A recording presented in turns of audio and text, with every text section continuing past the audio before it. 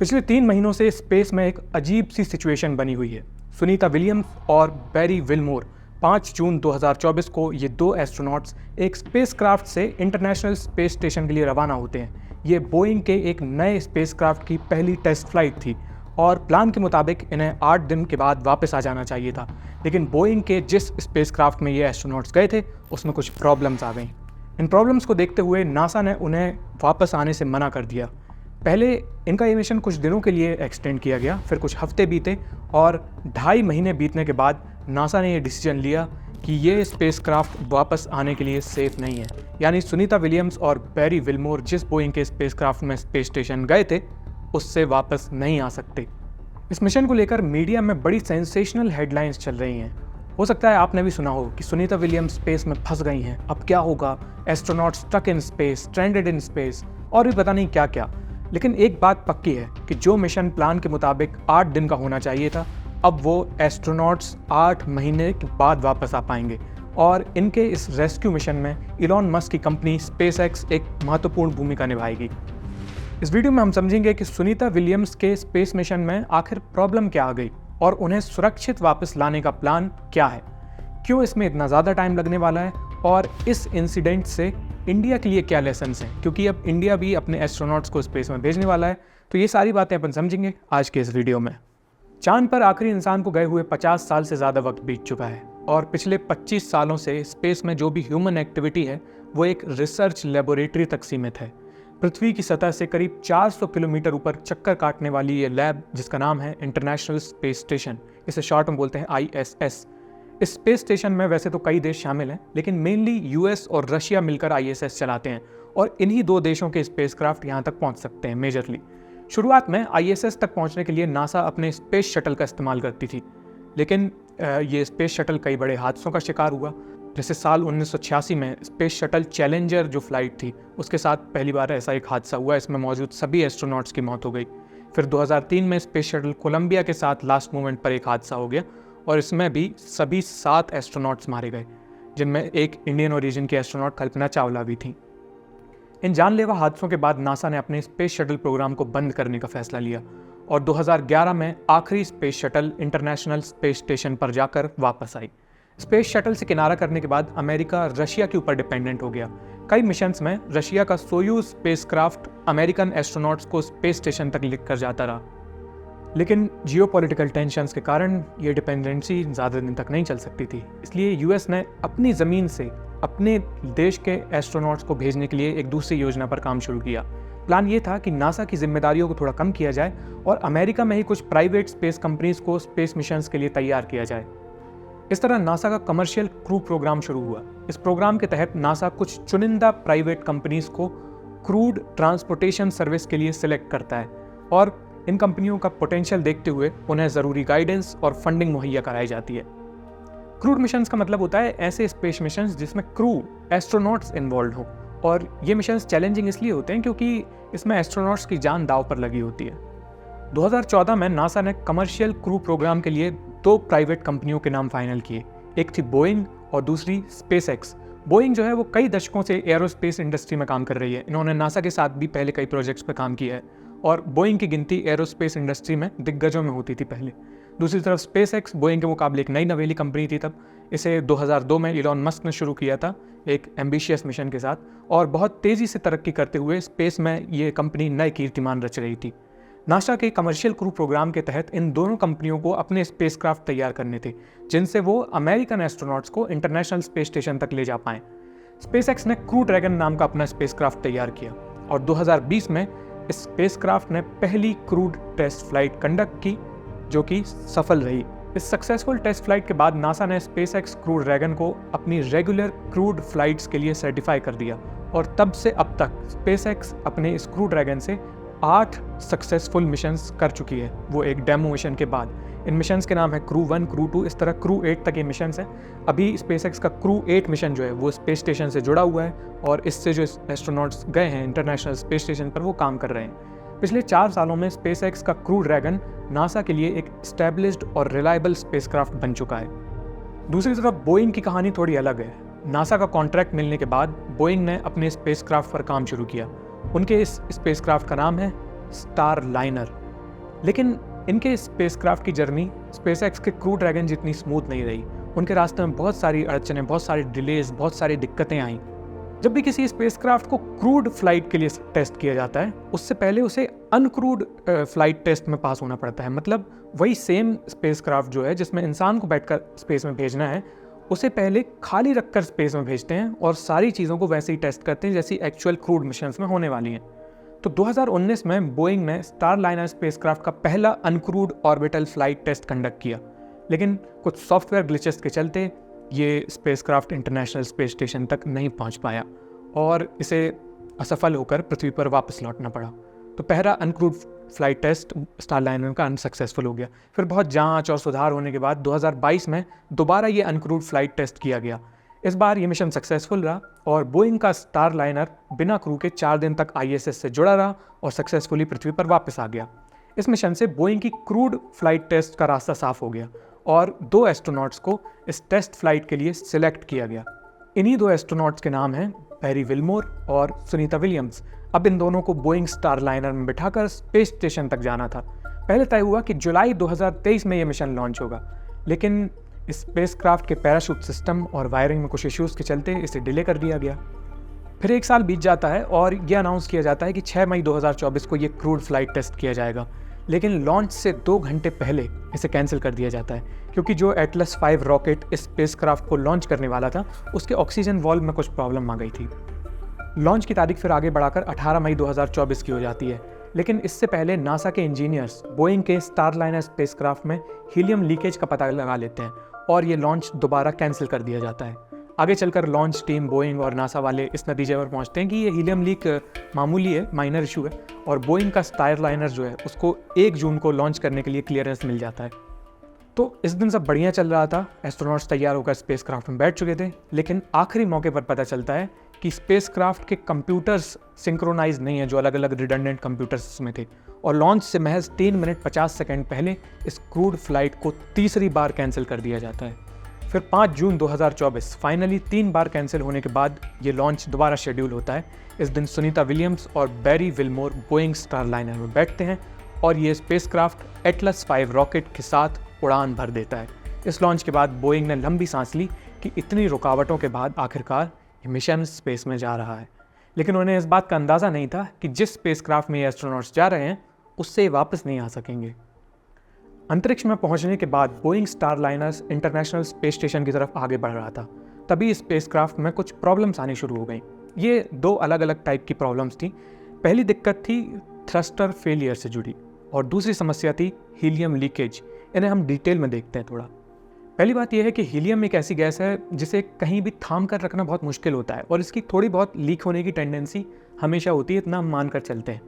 दूसरी बात यह है कि हीलियम एक नोबल गैस है, मतलब ये किसी से रिएक्ट नहीं करती है, इसलिए स्पेसक्राफ्ट में प्रेशराइजेशन के लिए हीलियम का इस्तेमाल किया जाता है क्योंकि ये नोबल है, रिएक्ट नहीं करती तो सेफ है। पर कैसा प्रेशराइजेशन? फ्यूल का प्रेशराइजेशन। देखो, किसी भी स्पेसक्राफ्ट के इंजन में फ्यूल का कंबशन होता है, आग लगती है बहुत भयानक, और इसी से मिलने वाले थ्रस्ट से, इस धक्के से स्पेसक्राफ्ट आगे बढ़ता है। अब स्पेसक्राफ्ट का जो फ्यूल होता है ना, वो फ्यूल टैंक्स में रखा होता है और वो फ्यूल टैंक्स से निकालकर उसे बहुत सधे हुए ढंग से इंजन तक पहुंचाने के लिए फ्यूल टैंक्स को प्रेशराइज किया जाना होता है। इस प्रेशराइजेशन के लिए हीलियम गैस यूज़ होती है। अब स्टारलाइनर में होने वाली हीलियम लीक की बात करते हैं अपन। दरअसल देखो, लॉन्च से पहले ही स्पेसक्राफ्ट में एक हीलियम लीक डिटेक्ट हो गई थी, लेकिन एक्सपर्ट्स के मुताबिक वो बहुत मामूली सा लीकेज था जिससे स्पेसक्राफ्ट के परफॉर्मेंस पर कोई खास फर्क नहीं पड़ने वाला था। इसलिए इस हीलियम लीक को इग्नोर करते हुए स्पेसक्राफ्ट को उड़ान भरने की परमिशन मिल जाती है। लेकिन स्पेसक्राफ्ट लॉन्च होने के बाद कई और जगहों से हीलियम लीक डिटेक्ट होने लगती है और तो और डॉकिंग से पहले स्टारलाइनर स्पेसक्राफ्ट के थ्रस्टर्स भी फेल होने लग गए थे। जब कोई स्पेसक्राफ्ट स्पेस स्टेशन के साथ जाकर जुड़ने की कोशिश करता है तो इस प्रोसेस को डॉकिंग कहते हैं और ये एक बहुत पेचीदा काम होता है क्योंकि इंटरनेशनल स्पेस स्टेशन 28,000 किलोमीटर प्रति घंटे की रफ्तार से पृथ्वी की परिक्रमा कर रहा है। तो डॉकिंग के लिए जो स्पेसक्राफ्ट जाता है वो भी पहले इतनी ही स्पीड मेंटेन करता है स्पेस स्टेशन के साथ डॉक करने के लिए और फिर बहुत धीरे धीरे स्पेसक्राफ्ट को एक स्पेसिफिक ओरिएंटेशन में कि इसका दरवाज़ा इसके लॉकिंग वाले पोर्ट से मिल जाए, उसको डॉकिंग पोर्ट की तरफ बढ़ाया जाता है, ISS की तरफ आगे बढ़ता है स्पेसक्राफ्ट। सही ओरिएंटेशन को मेंटेन करने के लिए और छोटे छोटे स्टेप्स में स्पेसक्राफ्ट को आगे बढ़ाने के लिए कुछ खास थ्रस्टर्स फायर होते हैं। इन्हें कहते हैं reaction control system thrusters, short में RCS थ्रस्टर्स। ये RCS थ्रस्टर्स स्पेसक्राफ्ट को स्टीयर करने के लिए, घुमाने के लिए और बारीक मूवमेंट्स के लिए लगाए जाते हैं। मतलब डॉकिंग जैसे सोफिस्टिकेटेड काम के दौरान ये RCS थ्रस्टर्स बहुत ज़रूरी होते हैं। लेकिन जब बोइंग स्टारलाइनर ISS से डॉकिंग करने के लिए आगे बढ़ने वाला था, तभी कुछ RCS थ्रस्टर्स फेल हो जाते हैं। स्टारलाइनर में टोटल 28 RCS थ्रस्टर्स लगे हुए हैं और इनमें से 5 थ्रस्टर्स सही से काम करना बंद कर देते हैं। इन थ्रस्टर फेलियर के साथ साथ कई और जगहों से हीलियम लीक भी डिटेक्ट हो रही थी, जो कि एक एक करते पता चलती जा रही थी। ऐसे में स्टारलाइनर को स्पेस स्टेशन से डॉकिंग करने से रोक दिया जाता है, क्योंकि ये स्पेसक्राफ्ट में कोई भी गड़बड़ हुई तो इसमें बैठे जो क्रू है उसके साथ साथ पूरे स्पेस स्टेशन को भी खतरा हो सकता है। तो स्टारलाइनर को स्पेस स्टेशन से एक दूरी मेंटेन करने के लिए कहा जाता है और इस बीच एस्ट्रोनॉट्स और ग्राउंड पर मौजूद इंजीनियर्स इस दिक्कत को सॉल्व करने की कोशिश करते हैं कि क्या हो रहा है। कुछ घंटों की मशक्कत के बाद 5 RCS थ्रस्टर्स में से 4 को दोबारा रिस्टोर कर लिया जाता है। वो नॉर्मली परफॉर्म करने लगते हैं। सिर्फ एक थ्रस्टर ऐसा था जो सही नहीं हो रहा था, उसे सही से ठीक नहीं किया जा पा रहा था, लेकिन उसके बिना भी डॉकिंग की जा सकती थी। इन थ्रस्टर्स का परफॉर्मेंस रिस्टोर करने के बाद स्पेसक्राफ्ट ISS से जुड़ने के लिए आगे बढ़ता है और वो सक्सेसफुली डॉक कर जाता है। कुछ देर बाद दोनों के बीच के जो दरवाजे होते हैं स्पेसक्राफ्ट और ISS के बीच के, वो खुल जाते हैं और सुनीता विलियम्स और बैरी विलमोर नाचते हुए इंटरनेशनल स्पेस स्टेशन में दाखिल होते हैं। ये दोनों स्पेस स्टेशन तक सही सलामत पहुंच तो गए थे, लेकिन इनकी वापसी को लेकर स्टारलाइनर स्पेसक्राफ्ट की सेफ्टी पर सवाल उठने लगे। ग्राउंड पर मौजूद नासा और बोइंग के इंजीनियर्स इन दिक्कतों को समझने और स्पेसक्राफ्ट की सेफ्टी एनालिसिस करने में जुट जाते हैं। एक स्पेस मिशन में बहुत सारे कंपोनेंट्स होते हैं, इसलिए उसको एनालाइज करना चैलेंजिंग काम होता है। एक अलग लेवल पे ऐसा ही चैलेंज आता है बिजनेसेस में। यहाँ हम बात करेंगे उडू की। हर बिजनेस के लिए अपने क्लाइंट्स और सेल्स साइकिल को समझना और मैनेज करना बहुत ज़रूरी होता है। उडू का CRM ऐप आपको ये काम एक जगह पे करने का मौका देता है। सबसे पहले आप सभी लीड्स को एक जगह पर कलेक्ट कर सकते हैं। वेबसाइट, स्टोर, सोशल मीडिया या इवेंट से ही सब कुछ एक डैशबोर्ड पे आ जाता है। इससे आपको हर क्लाइंट का पूरा डेटा ऑर्गेनाइज रखने में मदद मिलती है। आप इन सब लीड्स का डेटा अच्छे से मैनेज कर सकते हैं with adding all the important details like name, email, expected revenue and more. इन लीड्स को आप ड्रैग एंड ड्रॉप के फीचर के साथ इजीली मैनेज कर सकते हैं, मल्टीपल व्यूज में देख सकते हैं और यहाँ आपको बार बार टैब्स चेंज करने की जरूरत नहीं है। क्लाइंट के साथ कम्युनिकेशन सब एक जगह पर हो जाता है ताकि आप कुछ भी मिस ना करें। ओडू का CRM ऑटोमेटेड रिमाइंडर्स और शेड्यूल्ड एक्टिविटीज सेट करने में भी आपकी हेल्प करता है और यहाँ बिजनेस का हेल्थ चेक करते रहना भी ईजी है। ये CRM ऐप आपको रिपोर्ट्स और एनालिटिक्स के साथ साथ एक क्लियर पिक्चर देता है। ओडू एक बिजनेस मैनेजमेंट प्लेटफॉर्म है। इस पर CRM के साथ और भी बेहतरीन ऐप्स अवेलेबल हैं, जैसे कि वेबसाइट बिल्डर, सेल्स, अकाउंटिंग और जितनी भी चीज़ें बिजनेस में काम आ सकती हैं वो सब। सबसे बेस्ट बात यह है कि ओडू पे पहला ऐप आपका हमेशा के लिए फ्री रहता है।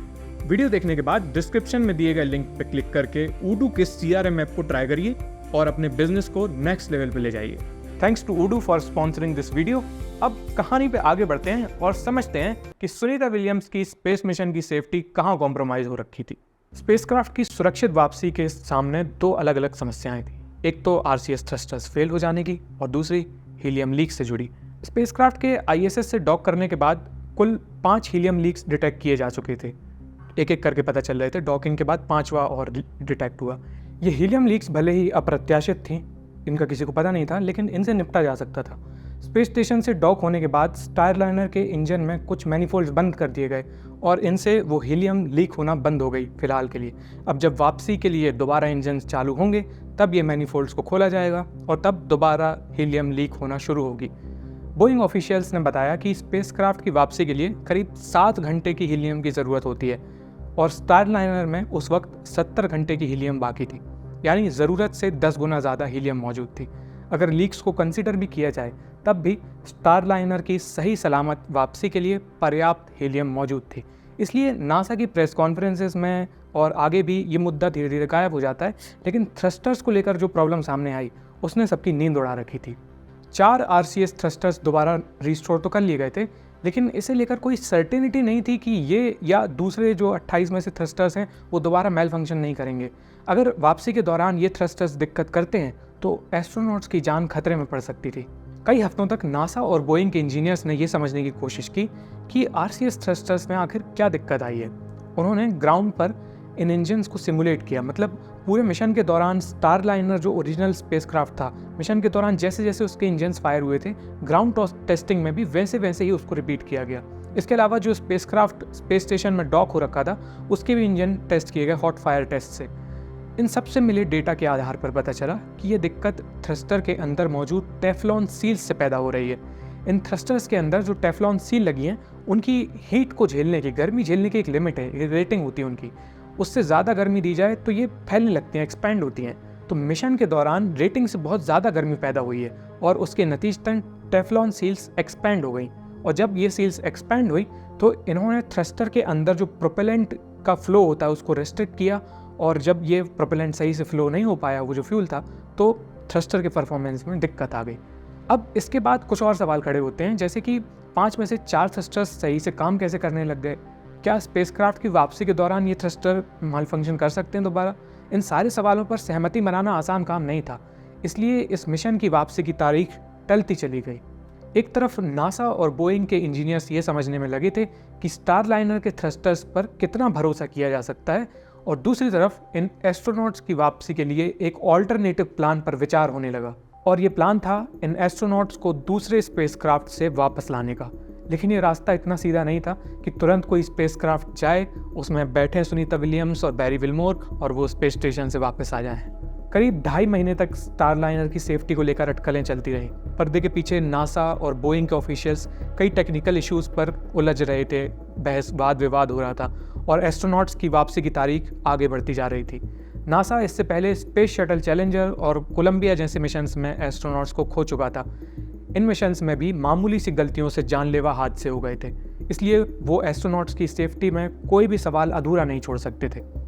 आखिरकार 24 अगस्त की तारीख आती है और इस दिन नासा की एक हाई लेवल मीटिंग हुई। अंदर मीटिंग में क्या बातें हुई ये तो अपन को नहीं पता, लेकिन इस मीटिंग के बाद नतीजा ये निकला कि बोइंग स्टारलाइनर पर सही तरीके से पूरे सवालों के जवाब हमें नहीं मिल रहे हैं और उस पर भरोसा नहीं किया जा सकता। नासा की तरफ से अनाउंस किया गया कि स्टारलाइनर स्पेसक्राफ्ट बिना एस्ट्रोनॉट्स के खाली वापस आएगा और एस्ट्रोनॉट्स की वापसी स्पेसएक्स के क्रू ड्रैगन स्पेसक्राफ्ट से होगी और ये वापसी फरवरी 2025 तक हो पाएगी।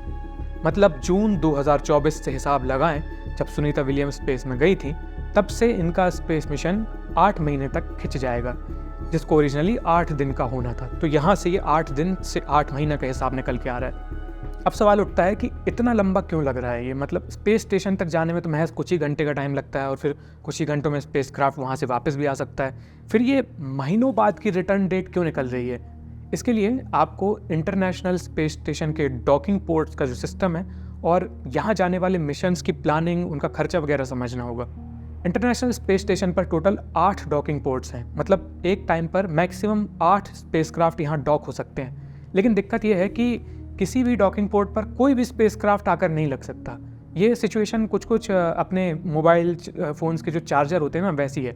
कुछ में USB-C टाइप के चार्जर लगते हैं, कुछ में USB-B टाइप के, आईफोन का अलग लाइटनिंग केबल होता है, तो वैसा वाला कुछ मामला है। ऐसा ही स्पेस स्टेशन में ना कुछ डॉकिंग पोर्ट्स रशिया के स्पेसक्राफ्ट के लिए कंपैटिबल हैं, कुछ US के स्पेसक्राफ्ट के लिए हैं, तो और इनमें से भी कुछ जहाँ कार्गो वाले स्पेसक्राफ्ट यानी जो सामान ले जाते हैं वो वाले स्पेसक्राफ्ट लग सकते हैं, और कुछ हैं जिनमें क्रूड स्पेसक्राफ्ट लग सकते हैं US के। सारी चीज़ों को मिलाकर सबको कंसीडर करने के बाद अमेरिका के पास अपने क्रूड स्पेसक्राफ्ट लगाने के लिए सिर्फ 2 पोर्ट बचते हैं 8 में से, और इन दोनों डॉकिंग पोर्ट्स पर अभी स्पेसक्राफ्ट लगे हुए हैं। एक तो यही बोइंग का जो स्टारलाइनर जो टेस्ट फ्लाइट थी वो गया है, जिसमें सुनीता विलियम्स बैठ कर रही हैं, वो लगा हुआ है, और दूसरा जो पोर्ट है उस पर स्पेसएक्स का क्रू ड्रैगन स्पेसक्राफ्ट, उसका 8वां मिशन वो चल रहा है, वो लगा हुआ है, वहाँ मार्च 2024 से डॉक्ड है। देखो, अब स्टारलाइनर को तो खाली वापस आने का आदेश दे दिया है क्योंकि वो सेफ़ नहीं है, और इस क्रू 8 स्पेसक्राफ्ट में भी सुनीता विलियम्स और बैरी विल्मोर वापस नहीं आ सकते क्योंकि इसमें जो 4 एस्ट्रोनॉट गए हैं, 4 के बैठने की जगह है, तो उनको कहाँ छोड़ के आएंगे, है ना? तो वो भी नहीं ला सकता। ऐसे में सुनीता विलियम्स और बैरी विल्मोर के लिए अगला ऑप्शन बचता है स्पेसएक्स का क्रू 9 मिशन। ये क्रू 9 वैसे तो 18 अगस्त को लॉन्च होना था प्लान के हिसाब से, लेकिन ये बोइंग के स्टारलाइनर वाली दिक्कत फंस गई, वो फंसा हुआ है 2.5-3 महीने से। तो जब ये स्टारलाइनर स्पेसक्राफ्ट यहाँ से अलग होगा तब स्पेसएक्स का क्रू 9 लॉन्च होगा, वहाँ जाकर डॉक कर पाएगा। अब प्लान ये है कि सितंबर में क्रू 9 को लॉन्च किया जाएगा और उसमें 4 की जगह पृथ्वी से सिर्फ 2 ही एस्ट्रोनॉट भेजे जाएंगे ताकि उन 2 खाली जगहों पे सुनीता विलियम्स और बैरी विल्मोर को एडजस्ट किया जा सके। चलो ठीक है, लेकिन अब भी सवाल ये है कि क्रू 9 का ये जो मिशन है ये सितंबर में जाके तुरंत इन एस्ट्रोनॉट्स को लेके वापस क्यों नहीं आ सकता? क्योंकि स्पेस स्टेशन के ये जो मिशन होते हैं बहुत महंगे होते हैं भाई। ये अपनी कैब सर्विस नहीं है कि आप ये OTP डाला और चलते बने, गूगल पे से कर दिया पेमेंट। स्पेस स्टेशन पर एस्ट्रोनॉट्स कुछ काम करने के लिए जाते हैं, उनको कुछ टास्क दिए होते हैं, असाइनमेंट्स होते हैं जो उन्हें पूरे करने होते हैं, इसलिए उसमें पैसा खर्च होता है। अब क्रू 9 पर जो 2 एस्ट्रोनॉट्स नहीं गए हैं उनके असाइनमेंट्स इनके बीच में रीडिस्ट्रीब्यूट किए जाएंगे। कुछ असाइनमेंट्स सुनीता विलियम्स और बैरी विल्मोर के हिस्से आएंगे। इन असाइनमेंट्स की एक टेंटेटिव डेट होती है, इनकी ड्यूरेशन होती है। इस क्रू 9 मिशन की ये ड्यूरेशन करीब 5-6 महीने की है, अभी सबकी लगभग इतनी चल रही है, इसलिए ये मिशन फरवरी 2025 में लौट के आएंगे, अभी से 6 महीने का हिसाब लगाएं तो। और इस तरह सुनीता विलियम्स और बैरी विल्मोर की जो टोटल मिशन 8 दिन का होना था, जून से हिसाब लगाएं तो 8 महीने तक हो जाएगा। अब सवाल ये है कि क्या इनकी मिशन ड्यूरेशन 8 महीने की जो हो जा रही है उससे कुछ खतरा है इनको? क्या इनको खाने पीने की दिक्कत आ जाएगी? इनके पास सामान ऑक्सीजन वगैरह है कि नहीं? इतना लंबा स्पेस में रहने से इनकी हेल्थ पे कोई असर तो नहीं पड़ेगा? देखो, खाने पीने और दूसरी ऑक्सीजन वगैरह की जो सुविधाएं उनमें कोई दिक्कत नहीं है। अभी रिसेंटली एक कार्गो रिसप्लाई शिप भेजी है जिसमें इनके लिए पर्याप्त सामान है और स्पेस स्टेशन पर वैसे भी काफ़ी कुछ मौजूद है। दूसरी बात यह है कि 8 महीने स्पेस में रहना कोई बहुत असाधारण बात नहीं है। कई एस्ट्रोनॉट साल भर से ज़्यादा स्पेस स्टेशन में बिता चुके हैं और अभी भी जो रूटीन मिशंस चल रहे हैं उनकी ड्यूरेशन करीब 6 महीने की है। तो मतलब वो तो टेस्ट मिशन था, इसलिए इनको 7-8 दिन के लिए रखा गया था, नहीं तो स्पेस स्टेशन पर महीनों बिताना कोई बड़ी बात नहीं है। हाँ, ये बात सही है कि स्पेस में रेडिएशन का, माइक्रोग्रेविटी का जो असर होता है उसका ह्यूमन बॉडी प्रभाव पड़ता है, लेकिन इनसे निपटने के लिए एस्ट्रोनॉट्स को ट्रेनिंग दी जाती है। उन्हें अपनी मसल्स को कमज़ोर होने से बचाए रखने के लिए कई घंटे दिन में एक्सरसाइज करनी होती है और स्पेस स्टेशन में रेडिएशन से निपटने के लिए भी इंतजाम है। फिर भी इन चीज़ों का थोड़ा बहुत असर तो होता ही है ह्यूमन बॉडी पर और ये ऑनगोइंग रिसर्च का एक हिस्सा है। हमें ये भी नहीं भूलना चाहिए कि सुनीता विलियम्स पहले भी कई बार स्पेस स्टेशन में जा चुकी हैं। उनकी गिनती दिग्गज एस्ट्रोनॉट्स में होती है और ये मिशन एक्सटेंशन भी उनकी ट्रेनिंग का ही एक हिस्सा है। उनको इसके लिए तैयार किया जाता है, कुछ भी हो सकता है, तो उनके लिए इतनी देर स्पेस में रुकना ये कोई बड़ी बात नहीं है। उम्मीद है अब आपको थोड़ी सी पिक्चर क्लियर हो गई होगी और जो हेडलाइंस, थंबनेल्स इस वीडियो की भी शायद ऐसी हो, उनको देखकर आप इस सिचुएशन का जो अंदाज़ा लगा रहे हैं वो उतनी भयावह अब नहीं लग रही होगी आपको। वैसे यार, बोइंग के लिए काफ़ी एम्बैरेसिंग सा मिशन हो गया। एक तो इतने डिले के बाद ये मिशन हो रहा था और वो भी अधूरा रह गया। अब स्पेस क्राफ्ट के चक्कर में उनका पैसा भी बहुत ज़्यादा खर्च हो चुका है, बहुत बजट ओवर निकल चुका है। नासा ने जितना दिया था उनको उससे बहुत आगे। इसके बाद भी अब नासा इन्हें सर्टिफाई करती है नहीं करती है, इन्हें आगे किस तरह के टेस्ट से गुजरना होगा ये वक्त बताएगा। वैसे नासा के कमर्शियल क्रू प्रोग्राम में 2 अलग कंपनियों को कॉन्ट्रैक्ट देना अब काम का सौदा मालूम हो रहा है, क्योंकि इनके पास बैकअप के लिए स्पेसएक्स नहीं होती तो रशिया से मदद मांगनी पड़ती या फिर स्टारलाइनर में रिस्क के साथ नीचे आना पड़ता। दोनों ही सिचुएशंस बुरी हो जाती भाई। कुछ भी कहिए, स्पेस इज़ हार्ड, बहुत मुश्किल है अंतरिक्ष में कुछ भी कर पाना, खासकर जब ह्यूमन मिशंस की बात हो, क्रूड मिशंस की बात हो तो खतरा और बढ़ जाता है। इंडिया के लिए यहाँ से सीख लेने के लिए काफ़ी कुछ है। इसरो चीफ एस सोमनाथ ने अपने एक रीसेंट इंटरव्यू में ये बात कही है, क्योंकि हमारे गगनयान मिशंस भी अब दहलीज पर खड़े हैं, जिसमें पहली बार इंडियन स्पेसक्राफ्ट से भारतीय एस्ट्रोनॉट्स को स्पेस में भेजा जाएगा। एस सोमनाथ के मुताबिक वो सीख यही है कि स्पेस में कभी भी कुछ भी गलत हो सकता है, इसलिए हमेशा कंटिजेंसी प्लान्स भी रेडी होने चाहिए कि अगर कोई चीज़ प्लान के मुताबिक ना हो तब भी एस्ट्रोनॉट्स की सेफ्टी कैसे इंश्योर की जाए। इसकी तैयारी हर क्रूड मिशंस में की जानी चाहिए। अभी ऐसी उम्मीद है कि 2024 के आखिर में गगनयान की पहली अनक्रूड, बिना क्रू के टेस्ट फ्लाइट होगी और अगर ये सब सही निकलता है, सारे टेस्ट सही निकलते हैं तो 2025 में एस्ट्रोनॉट्स के साथ गगनयान की क्रूड फ्लाइट देखने को हमें मिलेगी। इससे जुड़े जो भी इंटरेस्टिंग डेवलपमेंट्स होंगे, अपडेट्स होंगे, वो हम आपको बताते चलेंगे। जैसे सुनीता विलियम्स का ये मिशन डिले हो गया, वैसे ही हमारी वीडियो भी आने में काफ़ी टाइम लग गया। हमारे अपने कुछ निजी जीवन में कुछ मिशंस चल रहे थे, इसलिए इतना टाइम लग गया है वीडियो आने में। आप में से बहुत सारे लोगों के मैसेज मुझे मिल रहे थे, इनसे हौसला मिलता है कि कोई इंतज़ार कर रहा है और किसी का इंतज़ार किसी के लौटने को प्रबल बना देता है। देखो, हम ये काव्यात्मक बातों में आपको नहीं उलझाएंगे, अपन अपनी कंसिस्टेंसी पे काम करेंगे और अगली वीडियो में जल्दी आपसे मिलेंगे। तब तक के लिए बहुत बहुत शुक्रिया।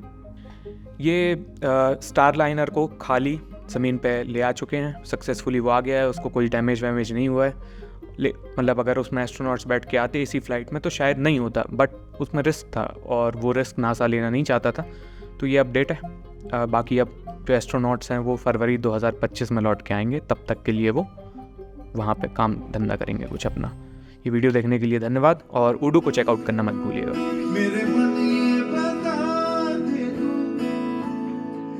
ओर चला है तू, क्या पाया नहीं तूने, क्या ढूंढ